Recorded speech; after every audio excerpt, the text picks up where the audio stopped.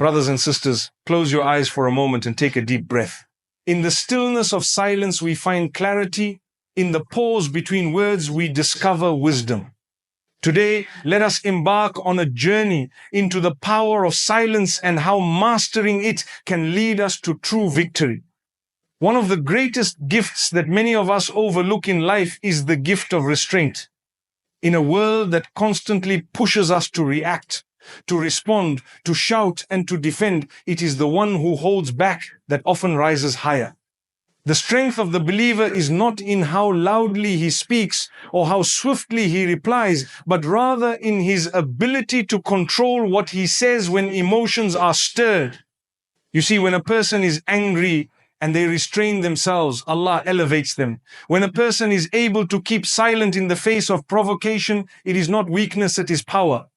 And this is a lesson we see throughout the lives of the prophets and the righteous. They were not men of noise. They were people of calm, measured responses. When we learn to restrain our tongues, we save ourselves from 1,000 regrets. How many times have we said something in haste and then later wished we could take those words back? But once a word is uttered, it cannot be taken back. The wound caused by a knife may heal, but a wound caused by the tongue can remain in the heart for years. It is better to stay silent and be thought wise than to speak and reveal the ignorance within.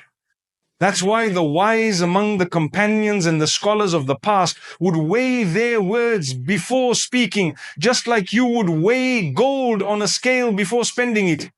Our words are a form of currency. Spend them wisely. Restraint is not only about silence in speech, it also includes controlling our reactions, our impulses, our anger, our need to prove ourselves right. Sometimes the most powerful statement you can make is to walk away with grace. You don't need to win every argument. You don't need to respond to every insult. You don't need to prove your worth to every critic. When you know who you are in the sight of your Creator, when you know your intention is pure and your heart is sincere, then the criticism of others does not harm you. The approval of people will come and go, but the approval of Allah is eternal. There are moments when silence is more eloquent than speech. When someone accuses you unjustly and you remain silent, the heavens record your patience. When someone slanders you and you respond with calm, the angels write it down as an act of strength. When you hold back your tongue, even though you have every reason to let it loose, you are not being weak, you are being strong. And not just strong in the worldly sense, but spiritually strong. You are protecting your soul from sin, you are shielding your heart from pride, and you are training your ego to submit. This is not easy.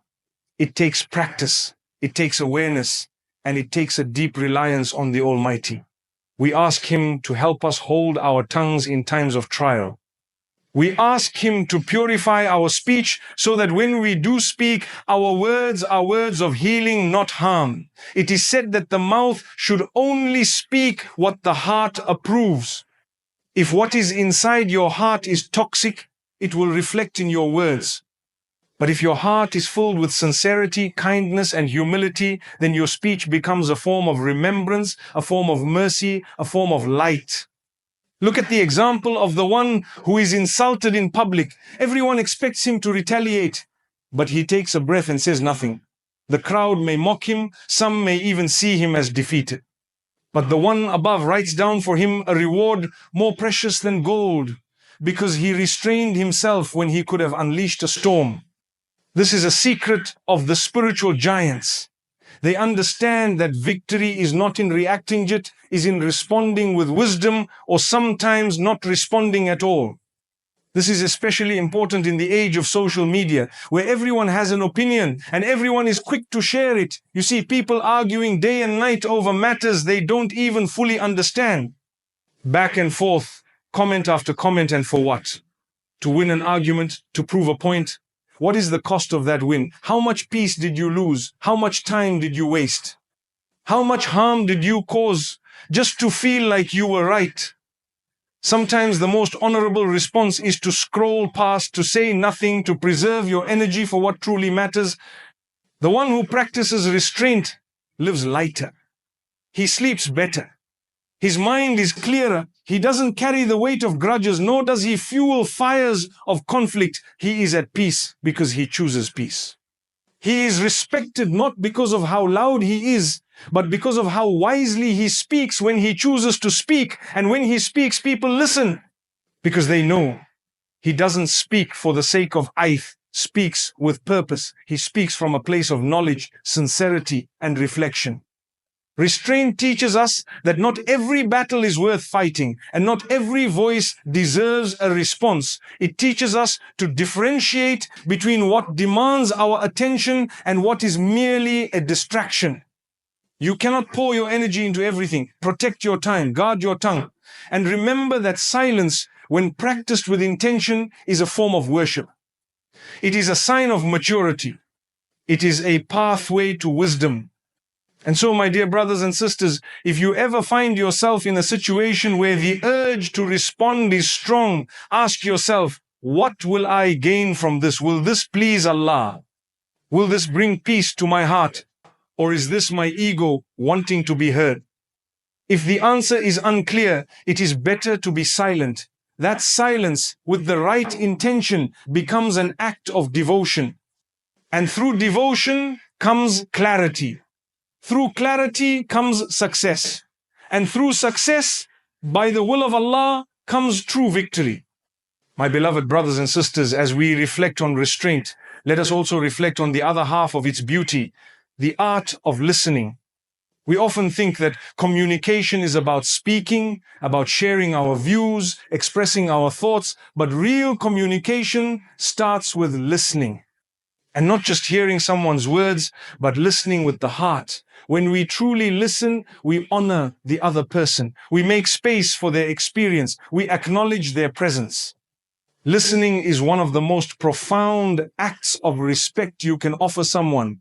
In the Quran, Allah commands us to listen attentively when the Quran is being recited. Why? Because in listening, there is mercy. In listening, there is understanding. In listening, there is transformation. The one who listens carefully gains more knowledge than the one who speaks constantly. Listening is the gateway to wisdom. The scholars of old used to say, you learn more by keeping your mouth closed than by keeping it open. This isn't just about formal learning, it applies to everyday life. When you listen to someone with genuine attention, you begin to understand them. You see where they are coming from. You recognize their pain, their fears, their hopes. Many of our conflicts arise because we are too quick to respond and too slow to listen. We assume, we interrupt, we judge before understanding, and in doing so, we break hearts. But when you train yourself to listen, you become a person who brings healing. The friend who listens becomes the one who is sought after. The parent who listens earns the trust of their child. The spouse who listens brings peace to their home. And the believer who listens to the word of Allah and to the guidance of the Prophet gains clarity in this world and success in the next. Listening also teaches humility.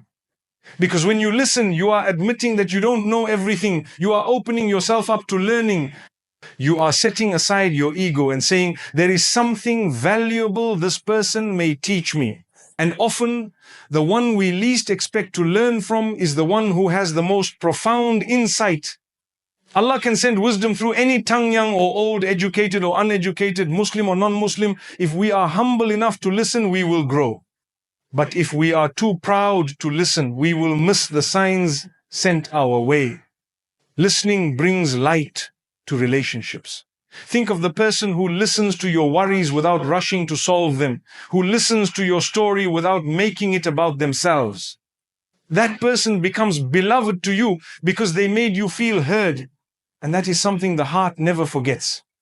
You don't need to be a scholar to offer comfort sometimes. All it takes is an open ear and a compassionate heart.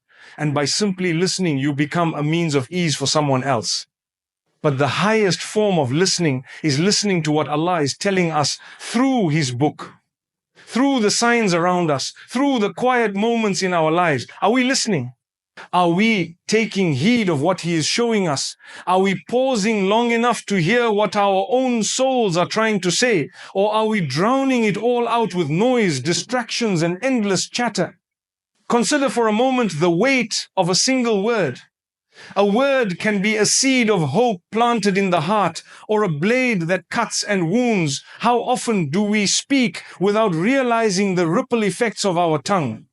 Each syllable we utter carries a potential to lift someone from despair or to plunge them deeper into sorrow. It is said that the tongue is like a lioness. You let it loose, it will wound someone. But if you control it, you gain mastery over your own soul. So when you speak, aim to build bridges, not barriers, to erect homes of compassion, not walls of bitterness. Imagine your words as bricks, each one placed carefully to create a fortress of dignity around those you love, around those you meet, even around those you struggle with. When anger knocks at your door, answer with kindness. When frustration spills from your lips, channel it into encouragement. In every conversation, pause and ask yourself, will this word sow mercy or mistrust? Will it bring light to the heart or darkness to the spirit? By asking this, you transform your speech into an act of worship, each word a prayer, each sentence a testament to your higher purpose. Think back on moments when you received harsh words in your most vulnerable state. Perhaps you shared a worry only to be met with curt dismissal. Perhaps you reached out for comfort only to be handed a sermon. Those words lingered, they dug into your heart, left scars unseen yet deeply felt. Now imagine the converse, the power of a gentle phrase, a sincere compliment, a timely, I'm here for you, in our homes, in our workplaces, on our streets. Let us be craftsmen of compassion, shaping our conversations with the care of an artisan. When someone stumbles, offer words that catch them, that remind them of their worth. When someone faces a trial, speak words of patience, remind them that every hardship passes, that the one who tests is also the one who grants ease. Our speech can be a warm garment in the cold of distress, or a scorching sun that withers the soul. Choose to be a shade, a refuge, a source of coolness and relief. This is the essence of words that build, not break. We must also remember that the most powerful speech often comes from the tongue of silence. Before you speak, let your heart speak first. Let your heart fill with gratitude, with humility, with empathy. From that wellspring flows words that heal. But if the well is polluted by arrogance, envy, or haste, no amount of eloquence will purify what comes forth. So tend to your heart. Feed it the remembrance of the merciful. Cleanse it with reflection. Nourish it with acts of kindness. In doing so, your words naturally become sweet, drawing people toward goodness, reflecting the light within you. Speak with intention. Let every word have a purpose, whether to comfort, to guide, to educate, or to encourage. And never underestimate the power of a quiet word spoken in sincerity. Sometimes a whisper carries more strength than a shout because it reaches the heart directly, bypassing the ear's defenses. In our daily interactions, practice this principle. Speak to uplift. If praise is needed, praise. If correction is necessary, correct with gentleness. Do not wield your words as weapons, but as tools to build. When a child misbehaves, guide with love, reminding them that behavior can be changed and that they are cherished no matter what. When a friend errs, speak truth with tenderness, for harsh rebuke can harden the heart, but compassionate counsel can open it. Every conversation becomes an opportunity to plant seeds of goodness. And even the simplest exchanges, the salam in the morning, the good morning to a neighbor, the may Allah bless your day, become acts of worship when spoken from the heart. So let our speech be a tapestry woven with threads of mercy, patience, and hope. And now, my dear brothers and sisters, let us pause to reflect on the power of the pause itself. In the brief silence between thought and speech lies the greatest gift, the gift of choice. That moment fleeting as it may seem, is where we decide whether to react or to respond, whether to lash out or to hold back, whether to wound or to heal. It is in that pause that our character is tested, our discipline forged, and our wisdom revealed. Imagine that before every word you speak, you take a 3-second pause. In that pause, you ask yourself, is this true? Is this necessary? Is this kind? If the answer to any of these is no, then hold your tongue. Those 3 seconds can save you from regret, from conflict, from the long journey of seeking forgiveness for words spoken in haste. Practice this pause in every aspect of your life. When someone cuts you off in traffic and anger flares, pause and remember that the other driver has a story you know nothing about. Pause and offer a dua for their safety instead of a honk of anger. When criticism stings, pause and reflect. Is there truth in this that can guide me to improve, or is this merely a wind of ego trying to knock me from my path? In that pause, you transform an emotional reaction into a thoughtful response. The world around us moves at lightning speed, yet wisdom often resides in slowness. By honoring the pause, we reclaim our peace, we regain our clarity, and we align our actions with our highest values. The pause also guards our tongues from sin. When the ego rises and pride whispers, defend yourself, show them you are right. The pause stands as a sentinel. In those seconds of silence, you remember that defending your ego is not worth the loss of your dignity, your peace, or your relationship with Allah. You choose instead to respond with humility. Perhaps the other is mistaken. Perhaps I could learn something. And the reward is immense. For every moment you silence your ego, Allah raises your status, purifies your heart, and opens doors you never imagined. My dear brothers and sisters, the beauty of the pause extends beyond speech. It applies to action, to decisions, to intentions. Before you make a choice, pause. Before you react to news, pause. Before you judge, pause. In that stillness, clarity emerges. You begin to hear the whispers of your own conscience, the gentle nudges of divine guidance. You start to discern between fleeting desires and lasting values. You learn to sail the tumultuous seas of life with a steady hand, guided by the compass of reflection rather than the winds of impulse. In moments of trial, the pause becomes a lifeline. When grief overwhelms, pause and remember the one who tests and the one who heals. When temptation calls, pause and recall the sweeter pleasure of a tranquil heart. When doubt creeps in, pause and immerse yourself in the remembrance of your Lord. The pause turns storms into calm seas, transforming chaos into opportunity. And as you master this art, you find that the most powerful words are those preceded by silence, and the most courageous actions are those born of thoughtful reflection. Let us embrace the pause as a sacred gift, a gift that reminds us of our humanity, our fallibility, and our potential for growth. Let us weave pauses into the fabric of our lives, pauses between thoughts and words, between words and actions, between actions and outcomes. Let each pause be a moment of prayer, a moment of gratitude, a moment of connection with the divine. In these moments, we find the strength to speak words that build, to plant seeds of hope, to heal hearts, and to chart a course toward lasting peace. And when you master the art of the pause, you reclaim the power over your own life. You no longer act as a puppet to every passing emotion. You become the author of your story, the master of your speech, and the guardian of your heart.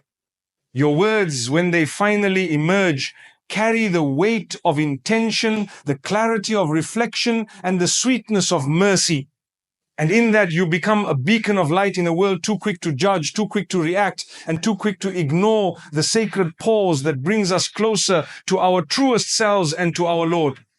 Imagine the moment at dawn when the world is still wrapped in darkness and only the soft whisper of the breeze calls to your heart. In that quiet hour, you sit alone with your thoughts, free from calls, notifications, and the endless chatter of the day. You breathe deeply and let the stillness fill your soul. This is not empty time. This is sacred space where true growth begins. In the silence of your room, without distractions, you begin to listen to the rhythm of your own heartbeat, to the gentle urgings of your conscience, and to the subtle guidance that flows from the one who knows all secrets. Here in solitude, you confront your true self, your hopes, your fears, your dreams, and your weaknesses. You see the parts of you that you often hide from the world, and with each breath you come to terms with who you are and who you wish to become. In those moments of silent reflection, you draw a map of your intentions and chart a course toward the highest version of yourself. You may ask, how do we cultivate this practice in our busy lives, where every minute seems accounted for? It begins with small steps. Dedicate 5 minutes each morning before your feet even touch the floor to simply sit and breathe. Close your eyes and ask yourself, what am I grateful for? What burdens am I carrying that I can let go of? What intention will guide my actions today? In these brief moments, you learn to turn inward, to quiet the noise, and to center your mind on what truly matters. Over time, those 5 minutes become 10, then 15, and what was once a struggle becomes a cherished ritual.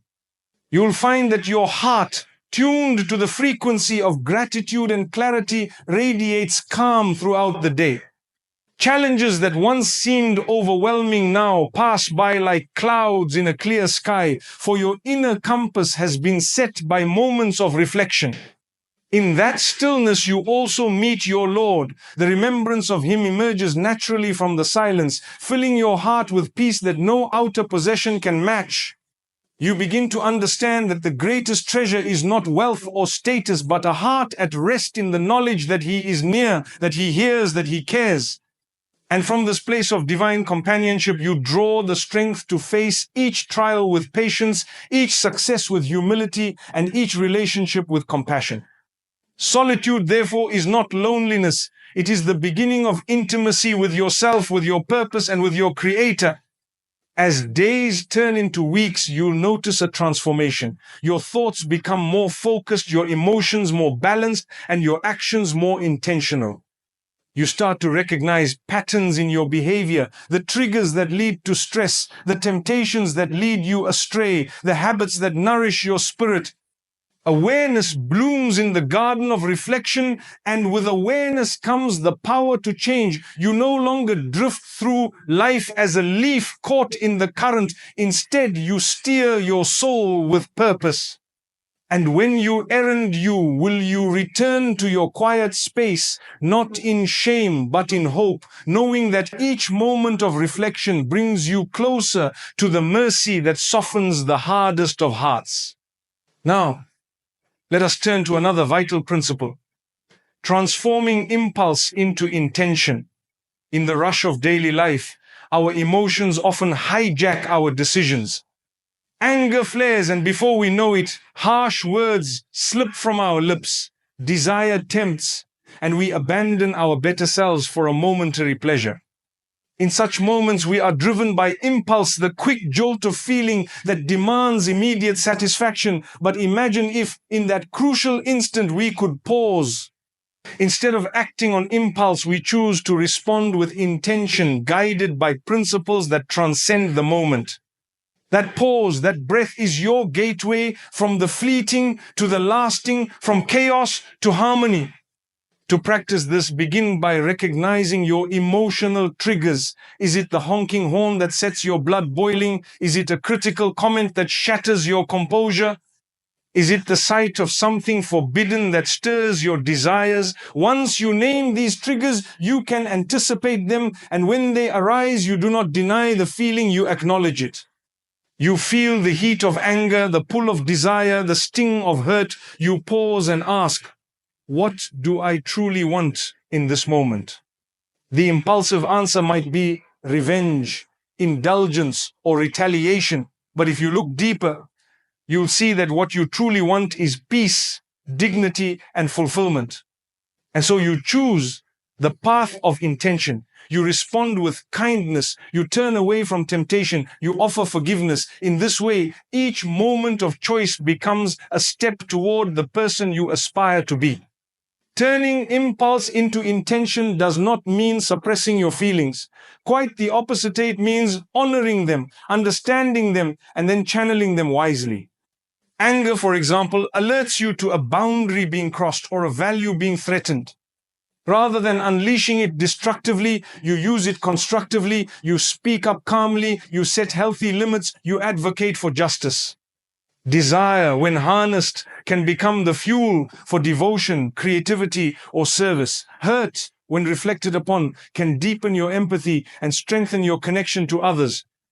In this alchemy of the heart, raw emotions become refined character.